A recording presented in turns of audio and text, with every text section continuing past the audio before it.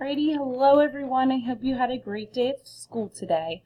So for this lesson, you're going to need a couple of things. You're going to need your foldable. So if you left school on Wednesday and didn't get one from your teacher, no worries. Just get it from us tomorrow and do the notes tomorrow. That was definitely Miss Hardawig's bad, but I trust that Miss Bordick's got them out. I totally forgot. So you're going to need this. So if you don't have this, just pause, relax for the rest of the evening, and then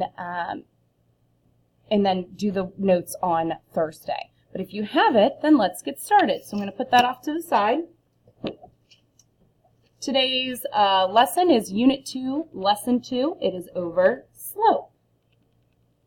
We are going to get started with a definition of slope. Slope is a rate of change. It's a rate of change between two quantities, so it's the rate of change in y, which is going to be considered the rise. It's a rate of change in y to the change in x, which is going to be the run. And this is going to be the rate of change between 2 points on a line. So we are dealing with graphing lines, so that makes sense that we're working with 2 points on a line. So again, because that definition was a little choppy, it's a rate of change in y to the change in x between 2 points on a line. Oh my God, it felt like there was a bug on me. We would have had some issues. Alrighty, so here's what it is. So slope, again, it's going to be the rise over the run. So using those terms that were in our definition, rise over run, that can also be written as the change in y over the change in x. And we are also going to write our formula here. So there is a slope formula, and we're going to practice that here. It's going to be y2 minus y1 over x2 minus x1. So again, we have 2 points. So the change in our second point minus the change in our values of our first point. So now it's time to find that foldable. Okay, so I'm going to scoot this up a little bit in case you're still writing this little piece down. We're also going to need that. So we're going to be in our first tab here. All right, let's see if I can zoom in at all. Let's see if I can get a little closer. And we're back in Jurassic Park, everybody. Okay, there we go. Now we're a little closer. So now I need to find the change between the 2 points. So I'm going to count the rise, and I'll put it as a fraction over the run. So I'm going to go from this point here to this point here. So I'm going to count. I'm going to go up 1, 2, 3, 4. So for my slope, it's going to be equal to my change, which is going to be a positive 4 because I went up 4. And then I'm going to go to the right, 1, 2. So my denominator is 2. I need to simplify these. 4 over 2 is equal to 2. So for my first example, my slope is equal to 2. Now let's use that slope formula if we were just to have ordered pairs. We're going to start with writing the slope formula down, which is y2 minus y1 over x2 minus x1. Now let's take a look at our ordered pairs here. I'm going to label this x1, y1, x2, y2. So that way I know where to plug my formula in. So I labeled y2, and you can do 2 then 1, 1 then 2. You're going to get the same thing either way. So y2 is equal to negative 1, so negative 1 minus y1, which is 2, over x2 is 4 minus 5. So then I do 4 minus 5. Negative 1 minus 2 is a negative 3. 4 minus 5 is a negative 1. So finally, I'm going to be able to simplify this. Negative 3 over negative 1 is going to be a positive 3 over 1, which is going to be equal to 3.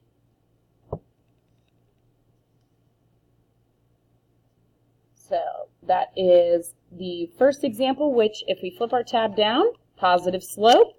Looking at our examples, positive 2, positive 3, makes sense. Spoiler alert for the negative slopes. Alrighty, hopefully you got that. If not, rewind. Next up, again, we're going to find the points. We want to find the rise over the run. So I'm going to always go from left to right. In this case, I'm going down. So from this point to this point, I'm going down 1, 2, 3. So I'm going to write my slope is equal to my change in y, which is a negative 3. So I went down 3, and I'm going to go over 1, 2. So that when I go to the right, however, that's going to be a positive 2 if we're thinking about our coordinate plane. So it would be negative 3 over a positive 2. That can't be simplified anymore, so I am done. The slope of this line is negative 3 over a positive 2. Now let's use that slope formula again to find between 0, 6 and 5, negative 4. y2 minus y1 over x2 minus x1.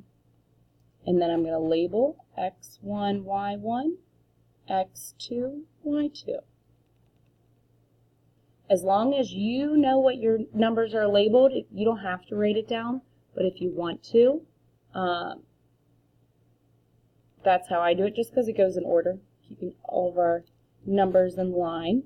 So I have y2, which is going to be a negative 4, minus y1, which is 6. x2 is labeled 5. x1 is labeled 0, so I have 5 minus 0. Then I'm going to simplify. Negative 4 minus 6 is a negative 10. 5 minus 0 is 5.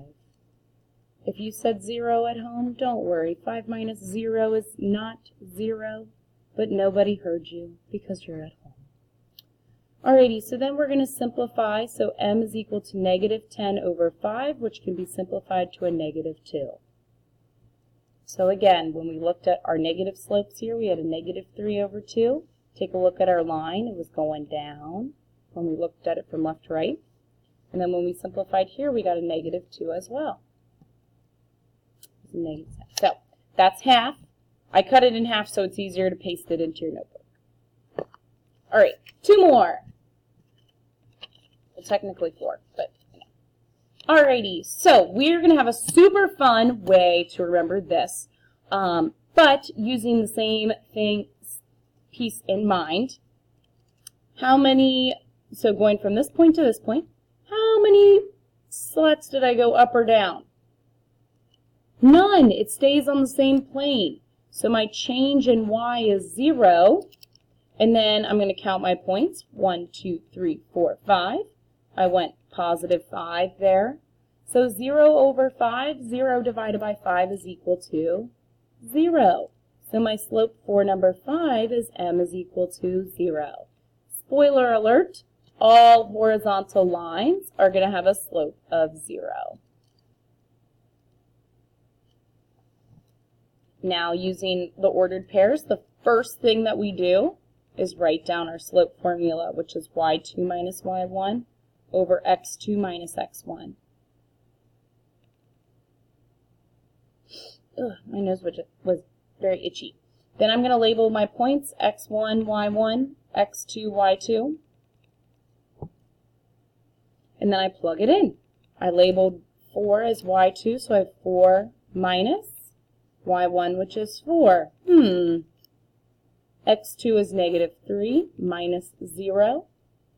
So I have 4 minus 4, which is 0. Negative 3 minus 0 is a negative 3, and that can be simplified. 0 over negative 3 can be simplified to 0. And the lights just went off. I even danced around the room to make sure the lights didn't go off. But, you know, they still did. Oh well. Let's see if I can dance again and wake him up. All of my, oh, yep, got it. Okay, so the next one is going to be no slope. It can be called this. I prefer to call it undefined. And of course I wrote it in cursive, so I'll write it in print underneath.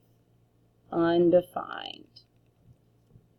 I will accept either of these descriptions. Okay, so let's open it on up. We got a vertical line. Anybody in a thought bubble is going, oh, that's that x equals equation. Awesome. Alrighty, so when we're finding our slope, we need to find our change in y. So from this point to this point, I'm going to count. I'm going down 1, 2, 3, 4, 5. So my change in y is going to be a -5. But then going left or right, I have nothing. So I'm going to, my change in x is 0. Can you divide by 0? No!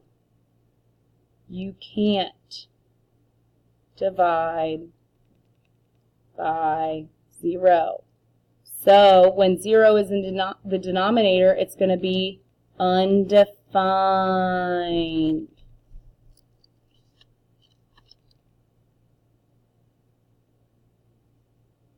So you can't divide by 0. Anytime you have a vertical line, your slope is going to be undefined.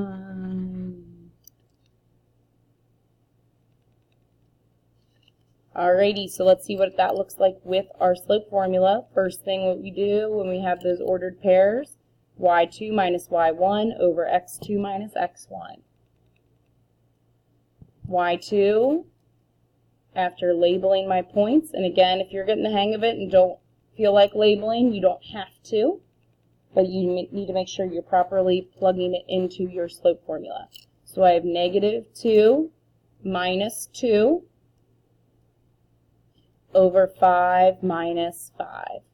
-2 minus 2 is -4. 5 minus 5 is 0. You've got 0 in the denominator, so your slope is undefined.